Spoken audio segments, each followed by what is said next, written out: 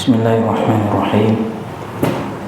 Assalamualaikum warahmatullahi wabarakatuh. Alhamdulillah. Alhamdulillahilladzi hadana li hadza wa ma kunna linahtadiya laula an hadana Allah. Asyhadu an la ilaha illallah wahdahu la syarika lah.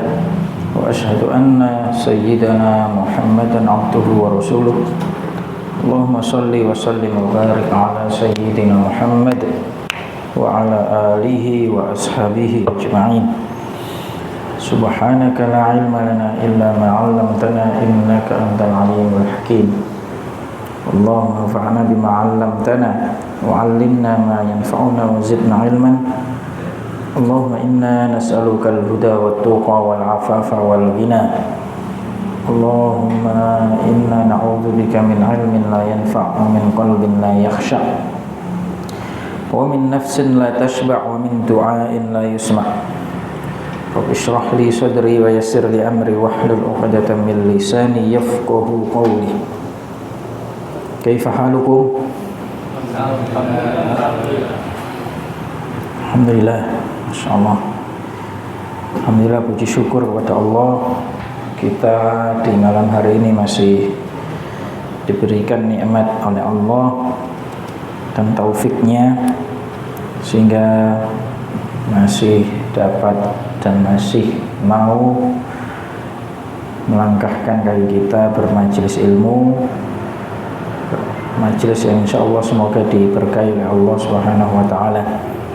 Salawat dan salam semoga senantiasa terhaturkan kepada Nabi kita Muhammad sallallahu alaihi wasallam. Semoga nanti kita mendapat syafaat beliau. Melanjutkan ngaji kita dari kitab Al-Kasbu. Kemarin pembahasan tentang muhmal. Muhmal atau yang tidak ada dosa dan tidak ada pahala kalau dikerjakan. Yaitu jadi jenis pekerjaan hamba itu ada 3 kemarin, yang rajih, yang kuat, pendapat jumhur ulama, yang dapat pahala, yang dihukum, dan yang tidak dapat pahala dan yang tidak dihukum. Dan itu ijma' dari para sahabat dan para generasi awal dulu. Bahwasanya memang ada pekerjaan yang dilakukan itu dia boleh dilakukan dan tidak dapat ganjaran, tidak dapat hukuman. Namanya muhmal. Nah, setelah mereka bersepakat para ulama itu bahwasanya ada namanya muhmal, mereka berbeda pendapat.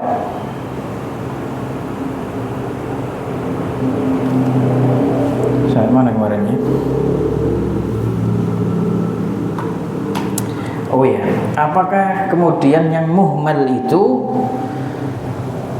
dari pekerjaan-pekerjaan yang seorang hamba itu ada namanya muhmal. Nah, yang muhmal itu yang tidak dapat pahala, tidak dapat hukuman, itu apakah dicatat oleh Allah? Sebenarnya ini permasalahan yang tidak ada pengaruh setelahnya itu terhadap hukum gitu ya. Maka kita bahas sedikit saja. Ya, ada berbeda mereka kemudian. Ada yang mengatakan tidak ditulis karena tulisan amalan seorang hamba itu ya harusnya ada faedahnya. Sedangkan kalau perbuatan yang muhmal itu tidak ada faedahnya kalau ditulis. Buat apa ditulis? Tidak ada ganjaran, tidak ada hukuman ya. Maka dia mengatakan tidak ditulis, pendapat yang pertama. Adapun pendapat jumhurul fuqaha, atau aktsarul fuqaha, mayoritas para ahli fikih mengatakan ya semuanya ditulis sampai yang muhmal itu amal hamba itu ditulis. Dalilnya apa? Dalilnya dari Al-Qur'an. Wa naktubu ma qaddamu wa atharuhum wa kulla syai'in ahsaynahu fi imamin mubin. Kami tulis semua yang telah dikerjakan oleh hamba-hamba itu dan bekas-bekasnya. Wa atharuhum, segala sesuatu sudah kami hitung di kitab yang inti, di Lauh Mahfuz, di kitab yang inti. Jadi jumhur fuqaha atau mayoritas para ahli fikih mengatakan semuanya ditulis, karena dalilnya yang tadi wa naktubu ma qaddamu, kami tulis semua apa yang telah dikerjakan, ya, baik yang berpahala atau yang dihukum atau yang tidak berpahala dan tidak dihukum, semuanya ditulis ya. Tapi mereka kemudian mengatakan, para ulama yang berpendapat bahwasanya amal yang muhmal itu ditulis, bahwasanya yabqa fi diwanihi ma huwa muhmal.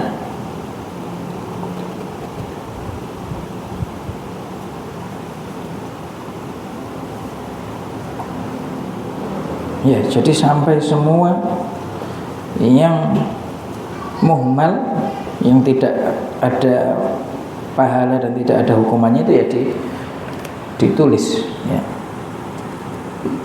Dan dalil selanjutnya inna kunna nastansikhu ma kuntum ta'malun, bahwasanya Allah itu, kami itu menyuruh untuk menulis semua yang kalian kerjakan ya, semua yang dikerjakan oleh anak Adam itu ditulis, disuruh Allah untuk menulis para malaikat itu.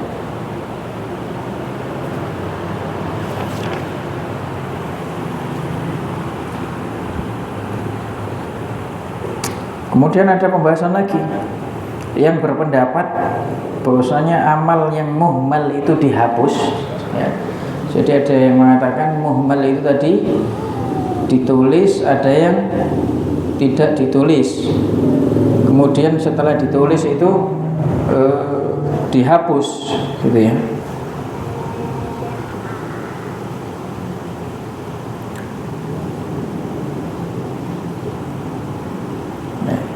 Jadi yang mengatakan ditulis itu kemudian ternyata yang ditulis yang tidak ada pahala, tidak ada hukuman itu kemudian dihapus. Dalilnya juga ada, yumhama baina dzalika minas sayyi'at. Jadi semua dihapuskan. Kalau amal anak Adam itu awalnya baik dan akhirnya baik, di antara keduanya itu akan dihapuskan keburukan-keburukan. Maka kemudian berbeda pendapat yang mengatakan bahwasanya amal yang muhmal itu akan dihapus.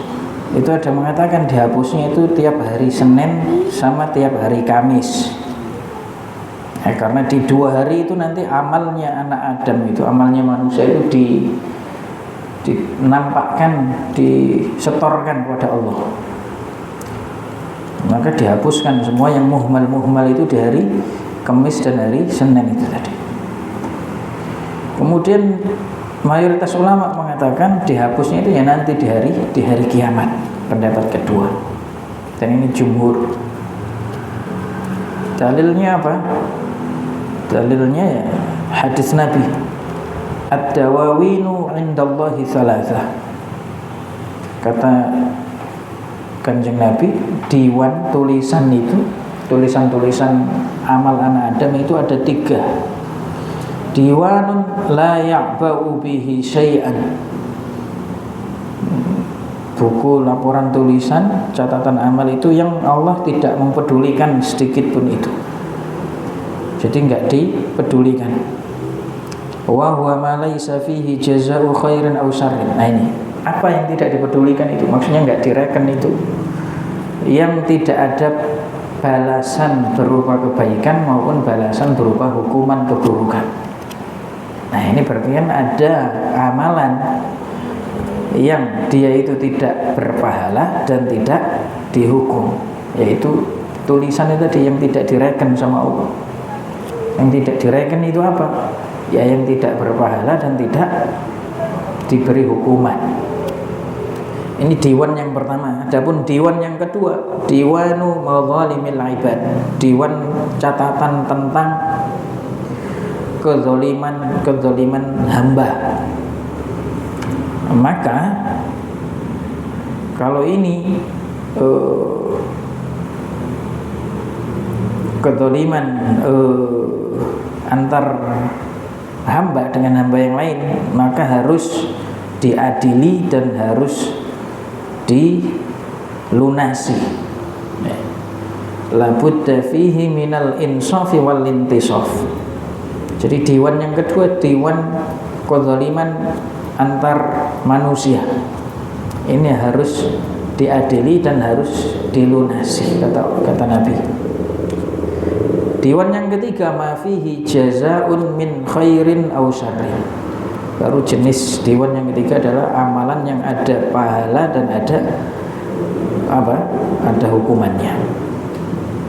Ini haditsun sahihun makbulun inda ahli sunnati wal jamaah. Ini hadis sahih makbul, diterima menurut ahli sunnah wal jamaah. Jadi nanti di hari kiamat itu dihapusnya. Jadi pendapat pertama tadi di hari Kamis dan Senin Kamis, pendapat kedua di hari kiamat. Dalilnya ini tadi, nanti di catatan di hari kiamat itu ada catatan yang tidak direken, tidak dihiraukan sama Allah, diputihkan gitu ya, yaitu catatan yang tidak ada balasan kebaikan maupun keburukan. Tapi di sini kemudian dibahas diwan yang layak ba'u bihi syai'an, diwan yang tidak dipedulikan oleh Allah sedikit pun. Itu diwan apa maksudnya? Ada yang mengatakan ya muhmal itu tadi, yang tidak ada pahala maupun hukuman. Ada yang mengatakan yang dimaafkan oleh Allah tadi, tidak dihiraukan, adalah yang berkaitan hubungannya antara hamba dengan Rabb-nya. Karena Allah itu afuwun karim, maka Allah mengampuni, menghapus, memberikan ampunan ya, selama hamba itu bertaubat.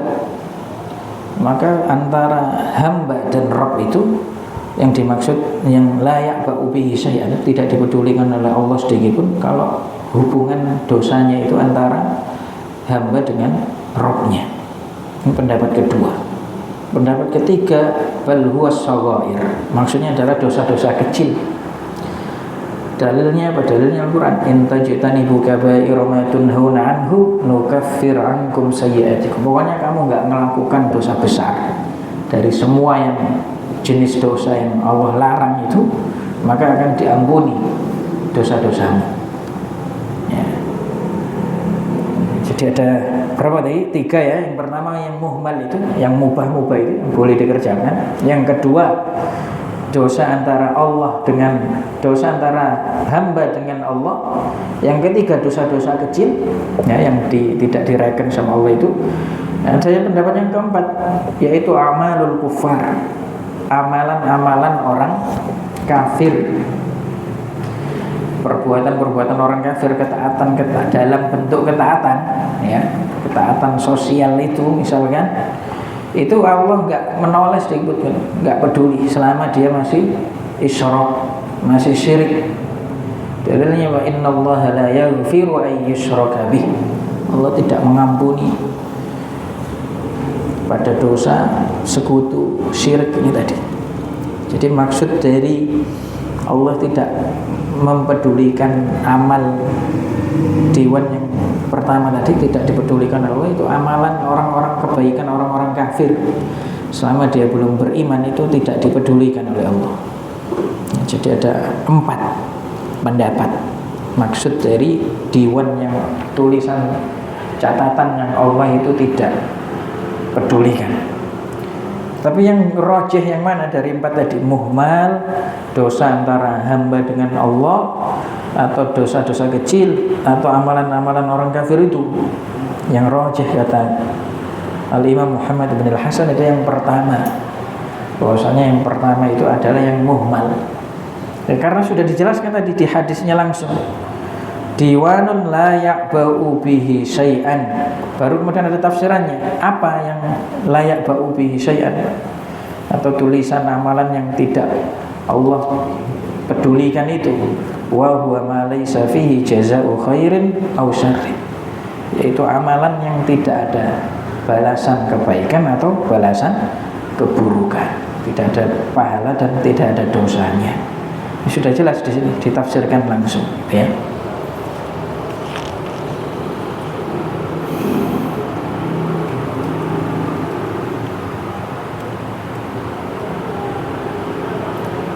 Pak Faiz, boleh dibaca Pak Faiz, halaman 226, paragraf kedua. وذكر في الكتاب عن ابن عباس رضي الله عنهما في قوله تعالى يمحو الله ما يشاء ويثبت أن المراد محو بعض الأسماء من ديوان الأشقياء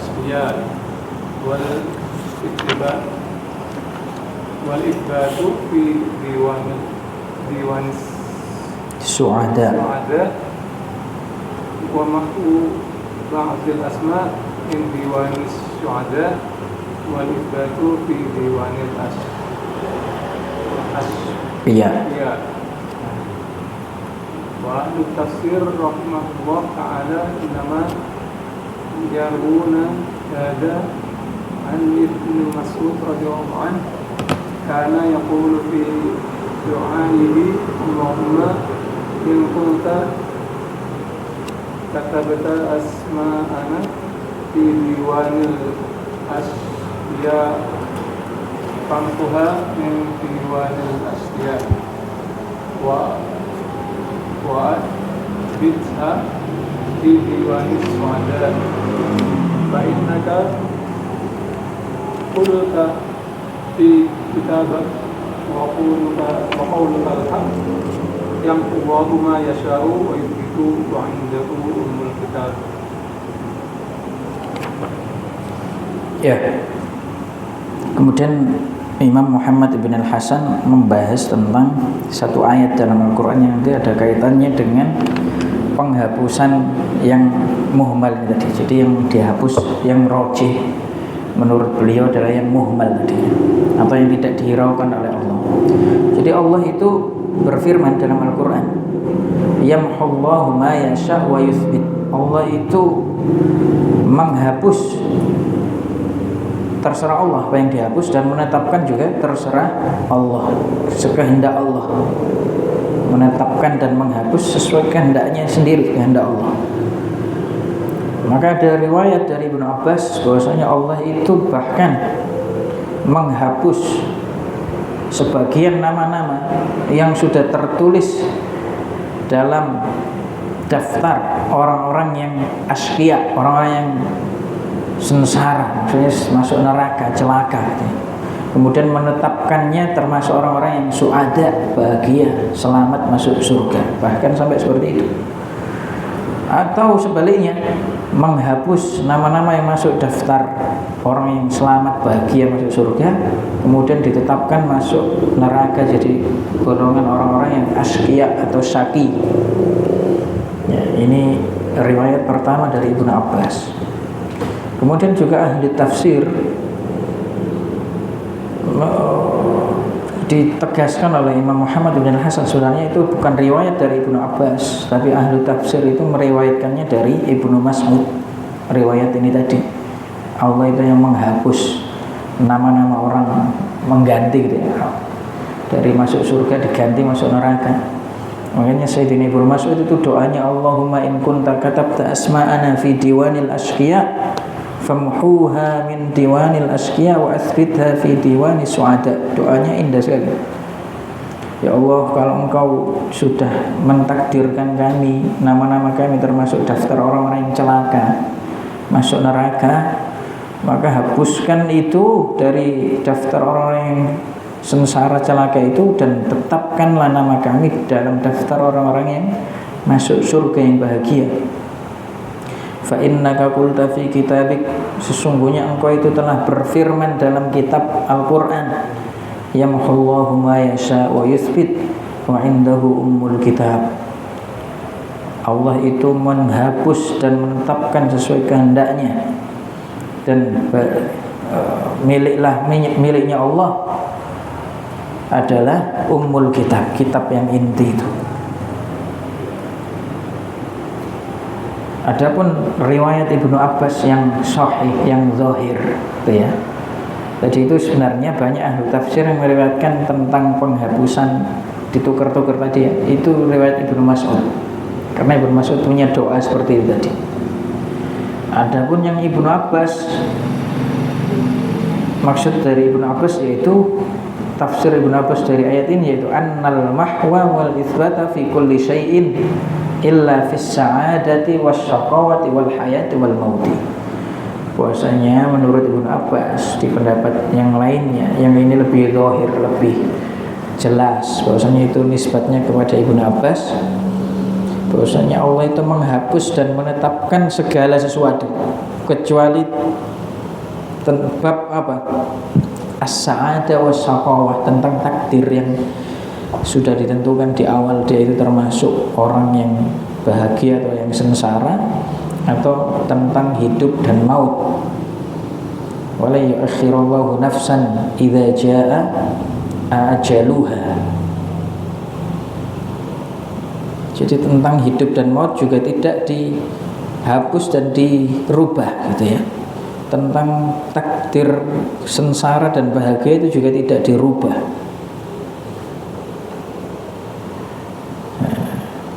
Jadi memang ada perbedaan pendapat ya. Di antara fuqaha itu juga ada yang mengambil pendapat yang pertama dari Ibnu Abbas tadi. Kenapa mereka mengambil pendapat itu? Ya karena ada juga orang kafir yang akhirnya masuk Islam. Ada orang Islam yang akhirnya murtad.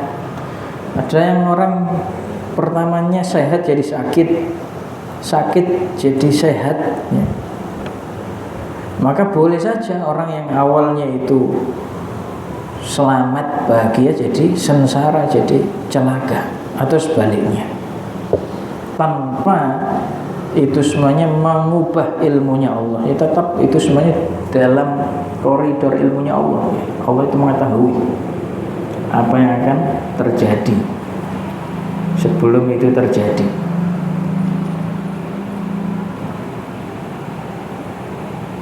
Lillahil amru min qablu wa min ba'du. Milik Allah segala urusan perkara itu sebelum dan sesudahnya.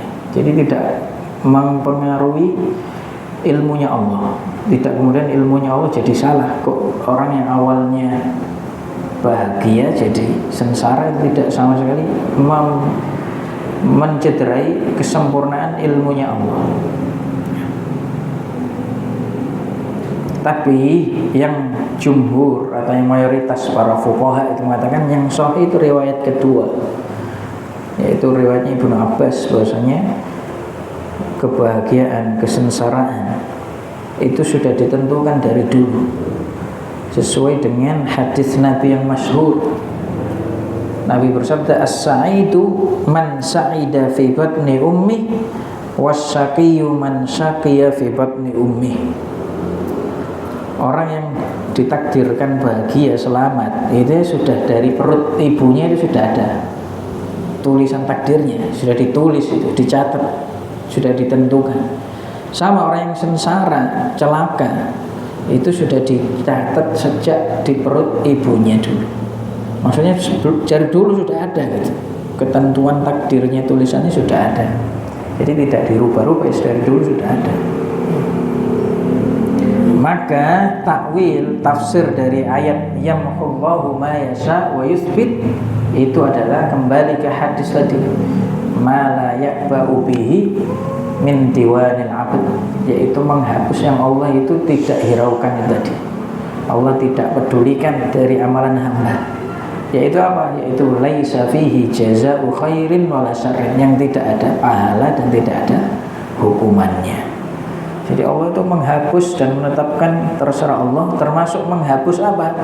Menghapus amal-amal yang muhmal yang sudah dicatat tadi, akan Allah hapus, termasuk yang Allah hapus. Nah, ini tafsir dari Al-Imam Muhammad ibn al-Hasan. Wa itsbatu ma fihi al-jaza', adapun itsbat yaitu menetapkan memang yang ada pahalanya ya Allah tetapkan. Ya. Sesuai dengan diwan yang 3 tadi. Jadi kalau yang memang ada pahalanya Allah berikan pahalanya. Yang antara hamba dengan hamba ya harus diadili dan dilunasi. Ya.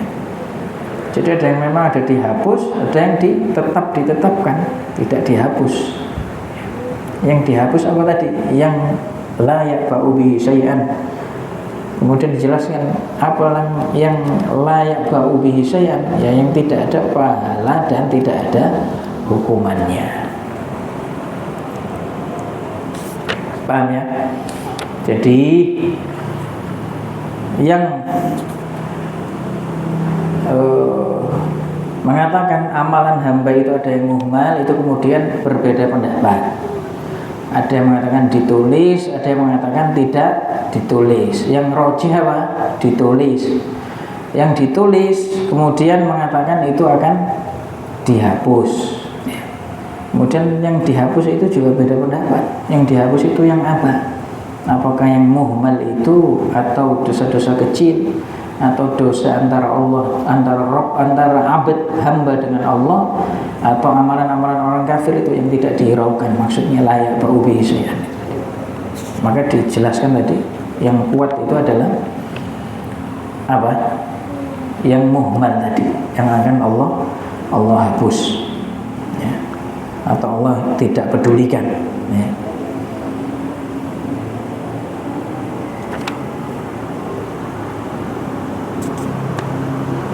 Ya. Ya, ini sebenarnya pembahasan yang tidak ada pengaruhnya di hukum fikih gitu ya, hukum terapan. Tapi para ulama dulu ya bahas itu.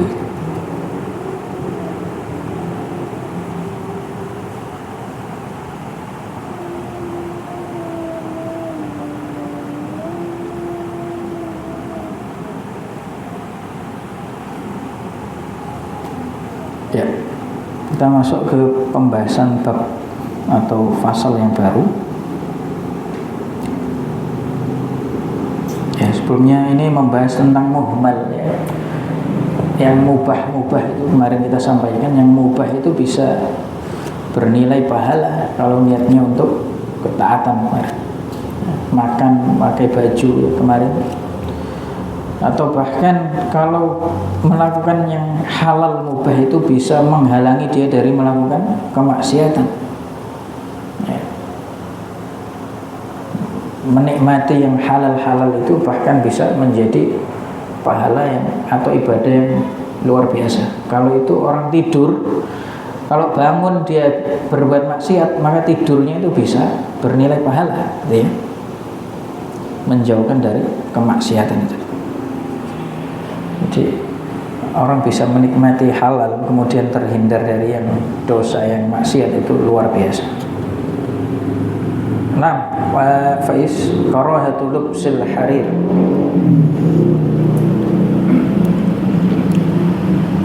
Karahatu lubsil harir wa rukhsatu fihi fi halatil harir.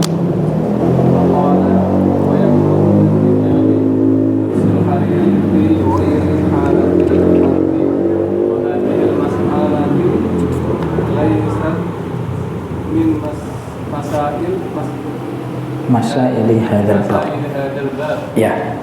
Wa hiya madhkuratun fi mawadhi'i min al-kitab. Ya. Pembahasan selanjutnya tentang tidak disukainya memakai apa? Pakaian sutra dan rukhsah dalam memakainya ketika perang. Jadi hukum asalnya pakai sutra itu nggak boleh bagi laki-laki, tapi kalau perang itu ada rukhsah di situ. Maka dikatakan di sini yukrahu lirrijal, dimakruhkan bagi laki-laki. Ya. Kemarin kalau kita bahas makruh dalam mazhab Hanafi itu apa? Sangat dekat dengan haram atau bahkan haram gitu ya. Jadi maksud makruh di sini ya larangan yang sangat keras, gitu, bahkan haram. Ya. Lubsul harir, memakai harir itu haram hukumnya ketika di luar perang. Nah, pembahasan tentang memakai harir ini sebenarnya tidak ada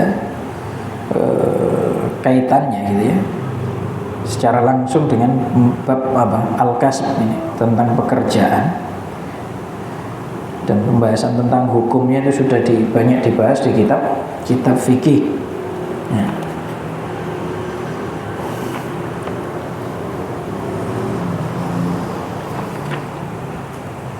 Jadi Imam Muhammad ibn al-Hasan di sini pembahasan tentang kedalaman dan keluasan ilmunya Imam Muhammad ibn al-Hasan ya. Jadi Imam Muhammad itu muridnya Abu Hanifah, gurunya Imam Syafi'i. Kalau kita bayangkan muridnya saja sekelas Syafi'i yang akalnya itu mungkin sekarang kalau digabung seluruh dunia atau separuh dunia itu masih berat akalnya Syafi'i gitu ya. Itu gurunya seperti apa? Kalau muridnya saja seperti Syafi'i gitu ya. Makanya ketika beliau itu ditanya ya, untuk supaya bikin kitab tentang zuhud,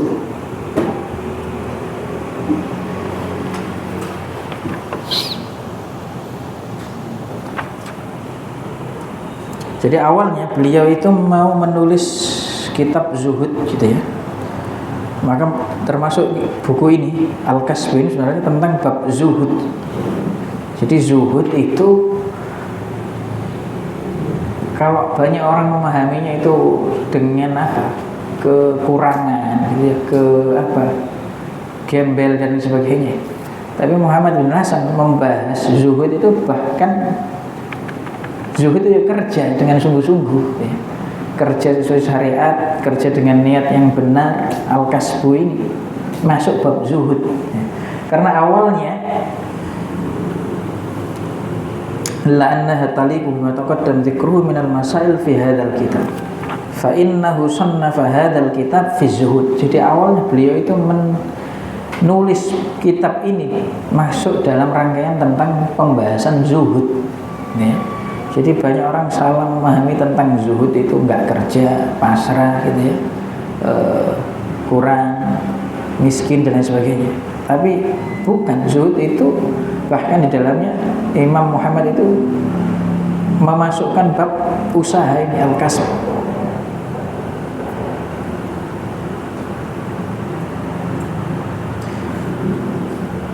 Ala ma huki annahu lamma faraga min tasnifil kutub qila lahu. Jadi setelah banyak menulis buku, menulis kitab-kitab, Imam Muhammad itu ditanyai sama murid-muridnya,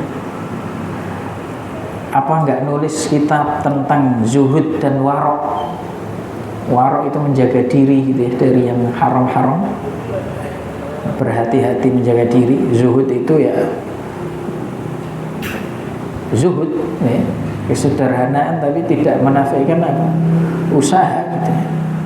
Maka beliau menulis kitab ini tadi. Ketika ditanya itu beliau jawab apa? Kok enggak nulis kitab apa? Kitab zuhud dan kitab warok? Maka beliau menjawab sannaftu kitabal buyu.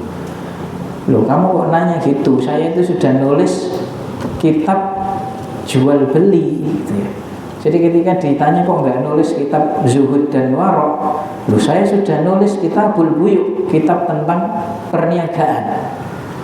Jadi zuhud itu malah perniagaan, ya, warok itu perniagaan. Ya orang gimana mau warok kalau tidak paham fikih jual beli, fikih bab buyu gitu ya. Ya dia tidak akan paham akad yang benar itu sudah apa, yang halal seperti apa kalau enggak belajar bab buyuk dalam fikih. Ya, dia nggak bisa warok. Tsumma akhadha fi tasnifi hadzal kitab. Jadi ketika beliau ditanya tentang mana bukumu tentang zuhud dan warok, maka beliau nulis kitab Al-Kasbu ini. Jadi Al-Kasbu itu sebenarnya kitab zuhud dan warok. Jauh dari persepsi orang zuhud itu kumuh, lusuh gitu ya. Tapi zuhud itu ya, dunia itu ada di tangannya. Dia ambil yang baik dari dunia itu, ada bab halal, tidak semuanya itu kemudian tercela. Tapi tidak sampai merasuki hatinya sehingga dia mudah melepasnya. Pembahasan mana yang lebih afdal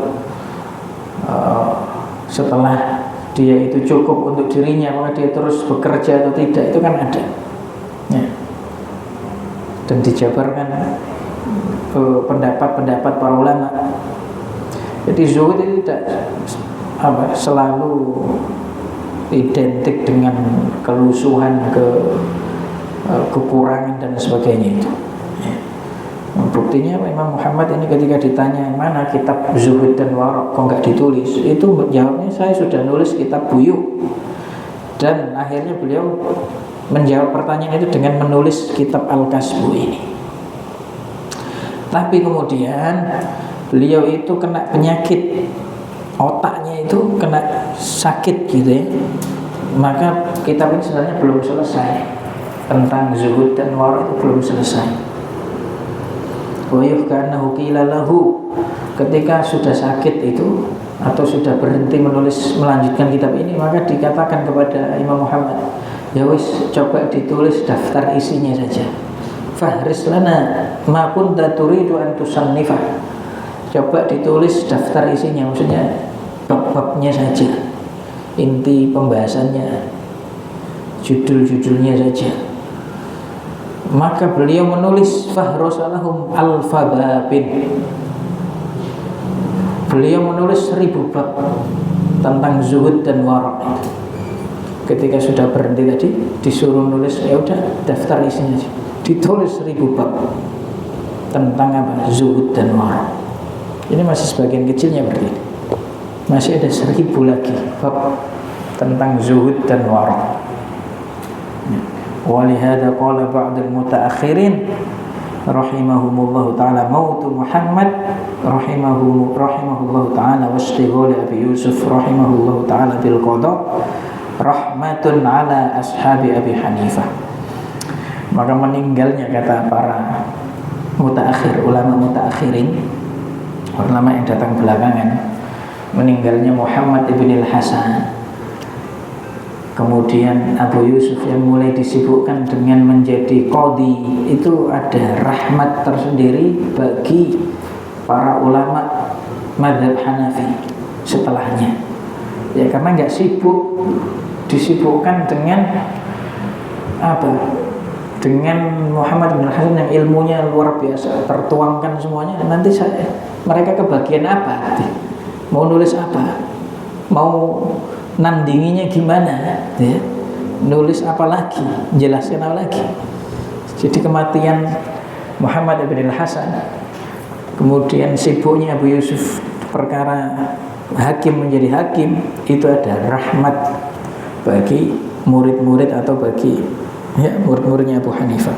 Jadi masih ada jatah bagi mereka ya, gak diborong habis ilmu itu, sehingga mereka gak keumanan gitu ya, enggak kebagian. Fa innahu laula dzalik la sannafa ma'at abal muttabi'in. Kalau misalkan Muhammad bin Hasan ini umurnya panjang, Abu Yusuf itu enggak sibuk jadi qadhi, mereka akan banyak menulis kitab yang itu akan menyusahkan orang setelahnya. Ya enggak kebagian. Mau nulis apa lagi gitu ya? Enggak kebagian apa-apa. At-abal muttabi'in, pengikut-pengikutnya itu kesusahan ya, tinggal ngekor aja gitu ya. Gak ada jatah bagi mereka. Jadi luar biasanya ilmunya orang dulu itu ya, Muhammad bin Hasan.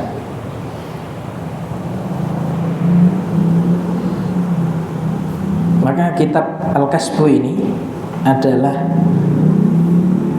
tulisan karya beliau yang pertama tentang apa? Tentang zuhud dan wara sejatinya. Ya. Jadi jangan salah memahami tentang zuhud dan wara. Nah, ini hadzal kitab awwalu tasanifihi fi zuhdi wal wara. Kitab zuhud dan wara ini sebenarnya. Ya. Jelas ya. Bagaimana bisa wara kalau tidak memperhatikan usahanya, kerjanya, apakah itu halal atau barokah atau tidak ya.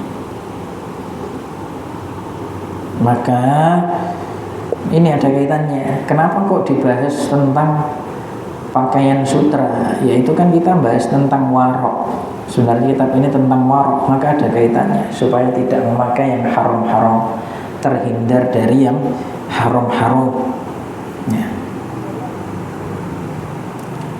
Jadi hukum asalnya memang haram. Hadis Nabi, hadzani haramani ala dzukuri ummati hillun li inasiha. Jadi Nabi itu pernah keluar dari rumahnya suatu hari membawa emas di tangan kanannya dan sutra di tangan kiri beliau. Kemudian beliau berkata, dua ini haram bagi laki-laki dari umatku dan halal bagi perempuan dari umatku ya. Maka memakai sutra itu haram hukumnya kata para ulama, di luar kondisi ketika berperang. Kalau dalam berperang tadi dikatakan di awal masih ada rukhsah. Tapi menurut Abu Hanifah, menurut Imam Abu Hanifah, baik di kondisi perang pun juga makruh. Makruh tadi lebih dekat ke haram ya, atau lebih cenderung ke haram, bahkan di kondisi perang sekalipun. Adapun menurut Imam Abu Yusuf Muhammad ibn al-Hasan, muridnya Imam Abu Hanifah, kalau sutra itu tebal dan bisa menghalangi dari goresan senjata ketika perang, maka diperbolehkan memakainya. Jadi sutra itu yang asli berarti ya, kuat sekali, tebal, kuat ya, mungkin makainya itu lembut ya, gatel gitu ya, tapi kuat, bisa menghalangi dari goresan senjata. Nah, kemudian dijelaskan amma ma yakunu sadahu ghairu haririn waluhmatuhu hariran fala yahillu lirrijali lubsuhu fi ghairi halatil harbi. Ada yang rumahnya atau keluarganya atau tetangganya itu nenun sarung, ada ya. Jadi kalau orang nenun sarung di tempat saya itu banyak, nenun sarung sholat itu banyak, penenun sarung. Ada namanya pakan ya, ada namanya apa itu ya, lungis atau apa itu. Yang pakan itu yang horizontal, yang apa ini tadi, yang sada atau yang membentuk kain ya, yang vertikal itu namanya sada tadi. Nah kalau yang vertikalnya itu sutra, itu nggak boleh dipakai ya. Ma yakunu sadahu ghairu haririn wa luhmatuhu hariran fala yahillu lirrijal. Maaf, kalau yang yang dalamnya yang membentuk kain itu ya, yang vertikal itu dari bukan sutra, kemudian yang horizontal itu sutra, itu nggak boleh dipakai kata Muhammad bin al-Hasan ya. Kalau sebaliknya yang tegak lurus itu sutra, kemudian yang melintang itu nggak sutra, maka boleh dipakai. pakannya itu sutra baru boleh dipakai. Karena yang tegak lurus itu yang membentuk kain. Iya, membentuk kain.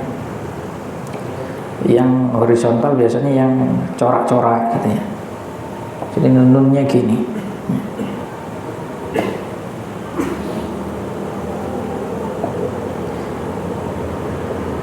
Kalau buat perang dan bisa melindungi dari sayatan senjata itu boleh.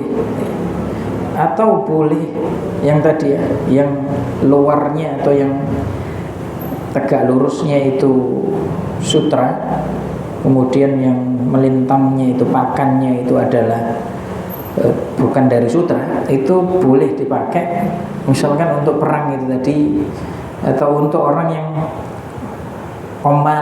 komal itu yang banyak kutunya atau yang gatal, itu boleh memakai sutra tadi. Karena di hadis banyak disebutkan Nabi itu memberi rukhsah kepada para sahabat yang gatal untuk memakai baju sutra. Para sahabat yang kena kutu yang banyak itu pakai baju sutra.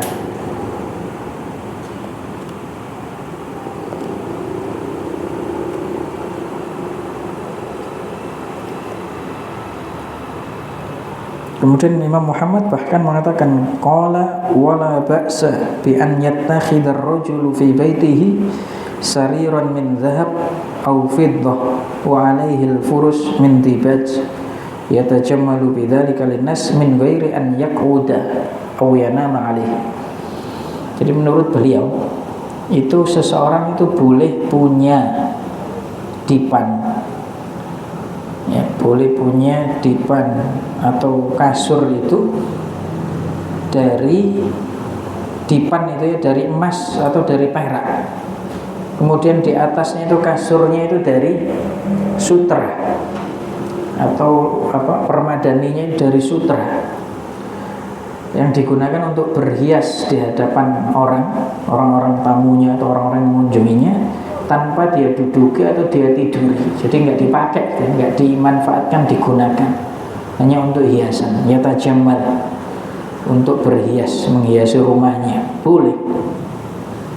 Fa inna dzalika manqulun 'anis salaf minas sahabati wat tabi'in. Jadi dulu para salaf dari generasi sahabat dan tabi'in juga ada yang punya hiasan kasur dari emas, permadaninya dari sutra. Ya. Jadi ada yang seperti itu. Makanya kata Muhammad ibn al-Hasan itu boleh.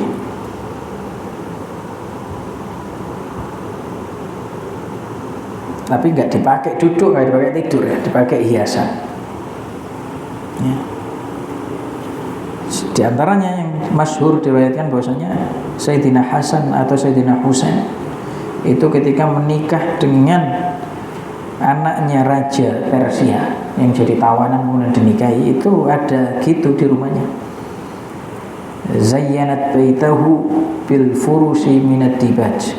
Bahwasanya rumahnya itu dihiasi dengan, rumah Sayyidina Hasan atau Husain itu dihiasi oleh istrinya ini yang anak Raja Persia, yang rojih bahwasanya itu istrinya Sayyidina Husain. Sayyidina Hasan itu nikahi banyak perempuan, ya, tapi nggak pernah nikahi anaknya Raja Persia.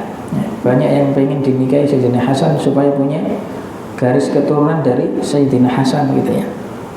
Tapi nggak pernah, atau yang rojih disebut di sini bahwasanya yang menikahi anak Raja Persia itu ya Husain. Nah itu ada gitu, ada permadani dari dari sutra. Bahkan ada wadah-wadah itu, bejana-bejana dari emas, dari perak. Kemudian para sahabat yang masih hidup itu masuk ma hadza fi baitik ya benar Rasulillah, apa ini kok ada gini di rumahmu wahai cucunya Nabi.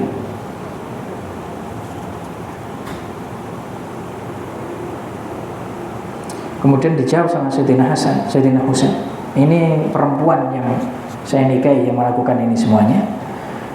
Ya. yaitu anaknya pemimpin atau raja Persia. Walam astahsin man'aha min dzalik, saya tidak memandang untuk melarangnya, kata Sayyidina Husain. Jadi ini masyhur ya, disebutkan Sayyidina Husain itu menikahi anaknya Kisra.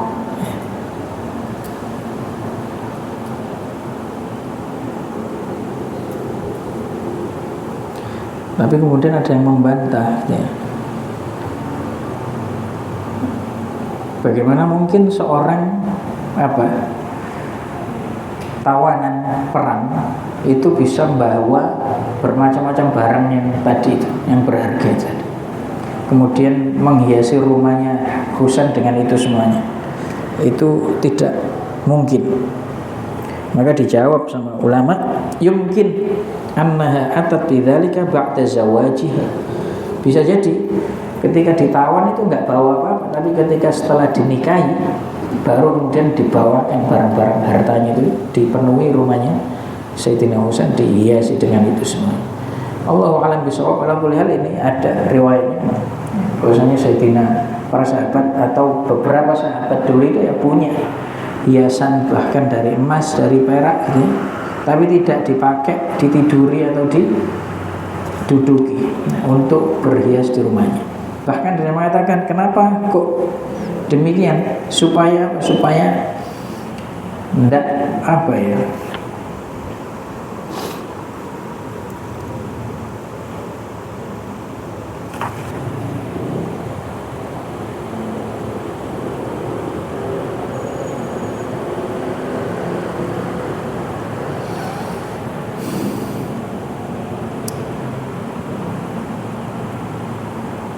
oh ini. Jadi ada sahabat Muhammad ibn al-Hanafiyah, bahwasanya annahu zayyana darahu bimithli hadza. Itu beliau sahabat ini Muhammad ibn al-Hanafiyah itu juga menghiasi rumahnya sebagaimana Sayyidina Husain itu dihias rumahnya sama istrinya itu. Maka sahabat ini Muhammad ibn al-Hanafiyah dicela oleh sahabat-sahabat yang lainnya, beberapa sahabat yang lainnya. Kenapa kok sampai menghiasi rumahnya sedemikian rupa? Maka dijawab oleh sahabat Muhammad ibn al-Hanafiyah, innama atajammalu linnas bihadza wa lastu asta'miluhu. Sesungguhnya saya itu menghiasi rumah ini untuk orang-orang, untuk tamu saya hiasi itu. Jadi supaya nampak indah untuk tamu saya, untuk orang yang datang ke rumah saya. Walastu asta'miluha, saya tidak pernah memakainya, mendudukinya atau menidurinya, tidak. Wa innama af'alu dzalika likay la yastaghilla qalbu ahadin bi wa la yanzura ilayya bi ghairi jamilin. Supaya hati orang-orang yang datang berkunjung itu tidak disibukkan denganku, dengan saya, tidak masyghul dengan saya. Wala yanzura ilayya bi ghairi jamil, supaya tidak memandangku dengan pandangan yang buruk. Jadi tujuannya ya untuk tamunya tadi, menghormati tamunya atau hiasan untuk tamunya, untuk manusia, bukan untuk dirinya atau dinikmati, ditinggali atau diduduki, ditiduri, bukan. Maka ketika beberapa sahabat itu melakukan itu, kata Muhammad ibn al-Hasan, maka tidak masalah, tidak ada keharaman ketika orang itu punya hiasan sedemikian rupa. Kan ada ya permadani yang bagus itu ya. Bahkan sampai seperti tadi dipan dari emas atau perak. Wa in kana al-iktifa'u bima duna dzalik bima dunahu afdal. Tapi Imam Muhammad menjelaskan, tapi yang jelas yang lebih afdal adalah tidak seperti itu, yang sederhana, yang tidak sampai ke situ, ya, di bawah itu lebih afdal, secukupnya saja, sewajarnya. maka masuk ke dalam firman Allah, qul man harrama zinatallah, siapa yang mengharamkan ya, zinahnya Allah di muka bumi ini yang Allah siapkan untuk hamba-hambanya. Dan yang thayyib itu dari rezekinya Allah, itu tidak ada yang mengharamkan ya. Masuk ke situ ya, zina hiasan.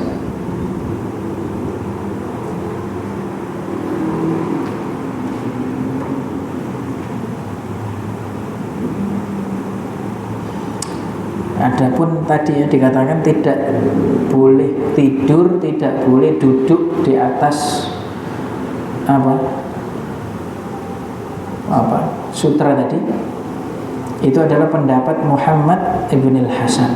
Adapun pendapat Imam Abu Hanifah, nggak apa-apa duduk dan tidur di atasnya. Yang nggak boleh adalah mengenakannya, memakainya sebagai pakaian sarung. Wal malbusu yasiru tab'an lil labis, fa amma ma yujlasu wa yunamu alaihi fala yasiru tab'an lahu fala ba'sa bihi. Kenapa Imam Abu Hanifah kok membolehkan tidur dan duduk di atasnya? Karena pakaian yang dipakai itu menempel, melekat kepada yang memakainya. Adapun yang diduduki, ditiduri itu tidak melekat, tidak menempel, tidak semelekat pakaian yang meliputi semua anggota badannya. Ya, kalau ditiduri atau diduduki ya tidak seperti memakai tadi, melekatnya. Jadi itu ilahnya. Allahu a'lam bishawab. Yaitu para ayah menikmati yang halal itu, kalau bahkan bisa menjauhkan dari yang haram, itu luar biasa fadilahnya. Dan yang halal-halal itu ada dari amalan anak Adam, itu ada. Meskipun nanti ada khilaf apakah dicatat atau tidak. Kalau dicatat kemudian dihapus atau tidak dipedulikan, itu yang bagaimana, itu juga sebenarnya panjang pembahasannya ya, kalau dibahas. Termasuk sutra itu juga tidak mutlak haram bagi laki-laki yang untuk perang, untuk berobat gatal atau kutu, itu untuk yang punya sakit itu tadi, gangguan, itu juga boleh ya, ada rukhsah di situ. Bahkan Imam Abu Hanifah itu boleh ditiduri atau diduduki tadi. Bahkan boleh punya hiasan sutra yang indah itu tadi di rumah, atau kalau ingin keluar dari khilaf maka sebagai hiasan saja, tidak diduduki, tidak ditiduri. Meskipun Abu Hanifah membolehkan untuk ditiduri, diduduki. Allahu a'lam bishawab. Ada yang didiskusikan. Jadi termasuk yang penting tadi bab kasab ini, usaha kerja itu masuk bab zuhud. Bahkan awal yang pertama ini, awail bagian pertama kitab zuhud itu ternyata bahas kasab, bahas kerja. Bukan apa istilahnya orang kalau dikaitkan zuhud itu dengan penampilan yang lusuh atau ya wis ala kadarnya, tidak mempedulikan dunia gitu. Itu jauh dari pembahasan para ulama dulu.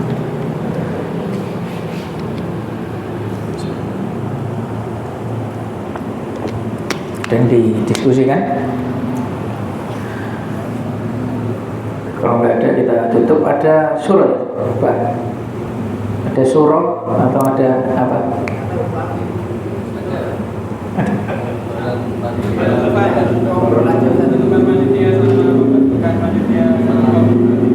Kurban. Oh, kita tutup dengan hamdalah dan kafaratul majlis. Alhamdulillahirabbil alamin. Subhanallahumma wa bihamdika asyhadu an la ilaha illa anta astaghfiruka wa atubu ilaik. Assalamualaikum warahmatullahi wabarakatuh.